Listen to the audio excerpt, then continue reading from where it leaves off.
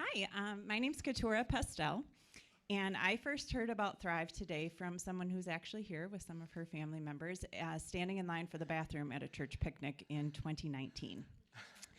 I went down the rabbit hole of YouTube videos. There are a lot of them, and there's even more since 2019, a really good series that you guys did at the beginning of COVID that I found very helpful. And I was so impressed with the changes that happened in me, and it made sense from a biblical and a personal perspective, that my husband and I, in March of 2020, the first week, went to Track 1, the week-long training session. What timing? I think that that helped us significantly weather COVID much better than we would otherwise have done. And I want to tell a story of how these skills have helped me. They've let me better connect with God and step more fully into my true identity and who He intended for me to be. So this story is recent. I was happy and a bit tired because my extended family had come over for the first time in a long time because of COVID. We were celebrating Christmas together. And we were cleaning up, the four of us at home. And one of my daughters grabbed a plastic tube of very expensive, hard, sugar-coated sprinkles. She started to shake it. It sounded like a maraca. And I thought to myself, I wonder if she knows there's a cork on top, and she should put her thumb over the top of that. I didn't have to wonder very long because my body startled because hard sugar sprinkles went all over the floor, the counter, any hard surface, really, the island, every place, and it was kind of startling.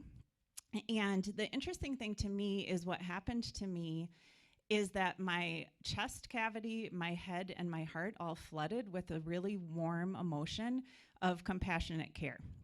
Because I knew that my daughter was going to be worried about getting in trouble, getting yelled at for wasting these hard sugar sprinkles. And in the past, that's how I would have responded most all of the time.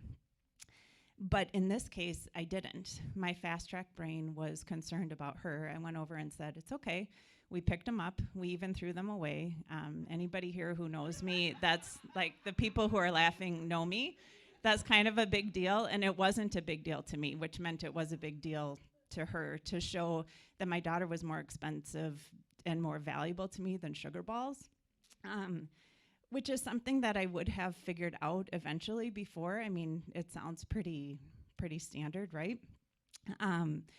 But that wouldn't have been how I responded. I would have given anger and shame out to her, and it would have been something where I could have calmed down, but that relationship would have taken a hit, far more costly than sprinkles. For me, what I was really excited about is that I had done this other work over 2.5 years to connect with God, to connect with what it's like Him to do. I think about while we were yet sinners, Christ died for us. He has that sticky attachment, hesed love. I'm sure you'll be talking about that more later. And my fast-track brain agreed. So I didn't have to catch up later and go back and apologize for freaking out about sprinkles.